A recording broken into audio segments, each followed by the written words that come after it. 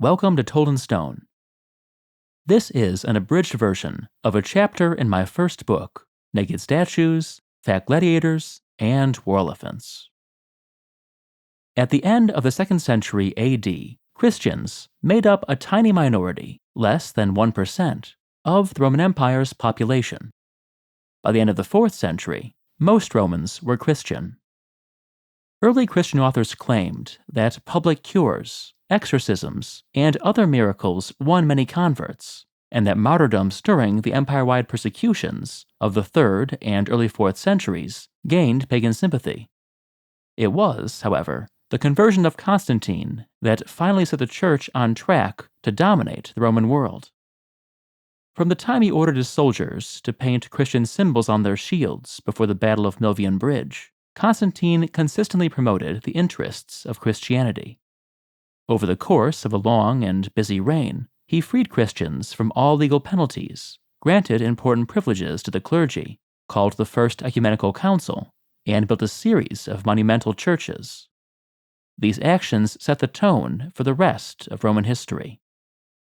At the time of Constantine's conversion, despite large communities in Rome and a few parts of North Africa and Gaul, most Christians were concentrated in the cities of the Greek-speaking eastern provinces.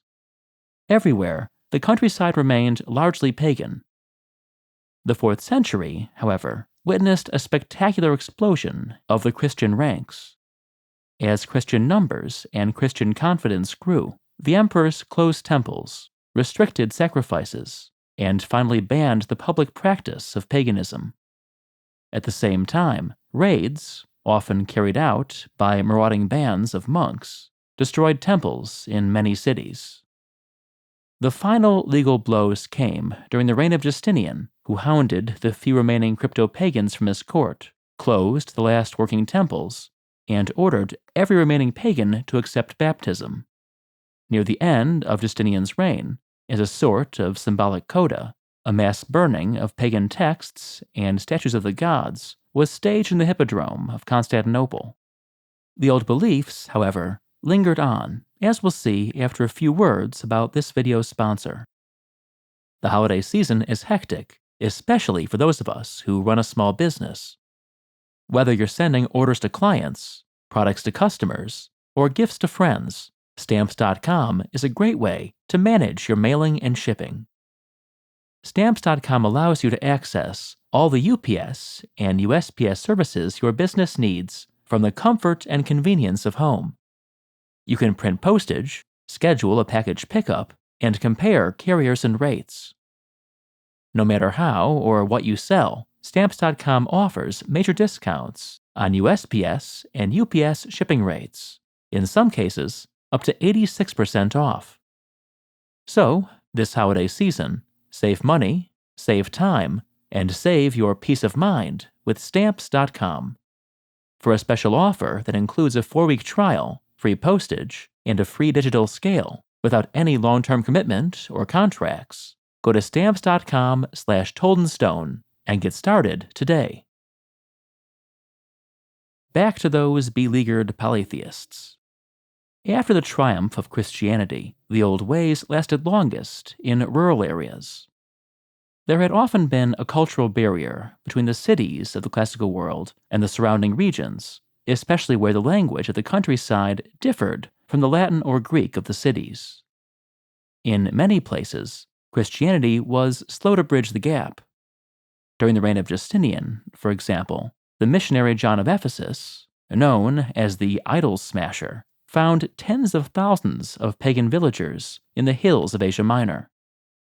A half-century later, Pope Gregory I was still trying to convince peasants near Rome that they should stop revering sacred trees, and despaired of ever converting the rustic pagans of Sardinia, who had bribed the local governor to leave their rites alone. As late as the 9th century, shepherds in remote parts of southern Greece still worshipped the old gods. Paganism lasted even longer in a few corners of the Near East. In 579, a Roman governor and local dignitaries were caught in the act of sacrificing to Zeus near the Syrian city of Edessa. Heliopolis, not far to the south, still had few Christians in the same period. The most enduringly pagan of all Roman cities, however, was the Syrian border town of Haran. The people of Haran worshipped a partly Hellenized pantheon dominated by the moon god Sin. By the 6th century, their stubborn devotion had won the city the nickname of Helenopolis, or Heathenville. The Romans were replaced by the Arabs, and one caliphate by another, but through it all, the people of Haran remained loyal to their gods. The Temple of Sin and its worshippers survived until the early 11th century, when Haran was destroyed by nomads. By the time of Haran's destruction, Greco-Roman paganism had effectively vanished. Pagan practices and beliefs, however, left countless traces in the landscapes and mindscapes of medieval Europe. The most visible relics were the temples that still loomed over many cities. The Parthenon became the Cathedral of Athens. The Pantheon was converted to a church of Mary and the Martyrs. Although temples usually became churches only after a period of abandonment, they sometimes passed directly into Christian use. In Athens, for example, a church of St. Andrew was built into a sanctuary of the healing god Asclepius, and the incubation chambers, where worshippers slept, waiting for Asclepius to heal or advise them in their dreams, continued to function under new divine management.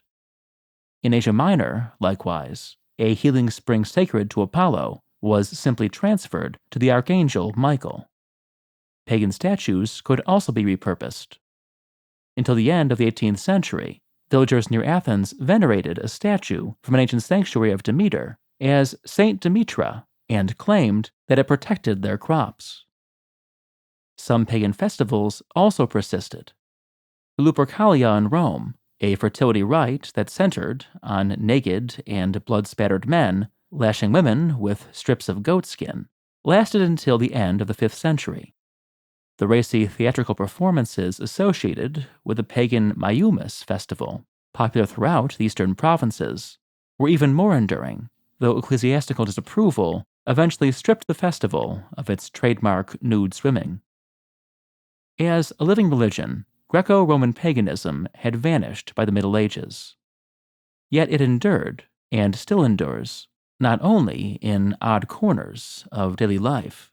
The days of the week, for example, are named after the gods, but as an inescapable part of the classical legacy. In illusions and imitations, in art and literature, the gods, like so much and so little of the classical world, are with us still. For the full version of this answer, and many others, check out my book, Naked Statues, Fat Gladiators, and War Elephants. Thanks for watching.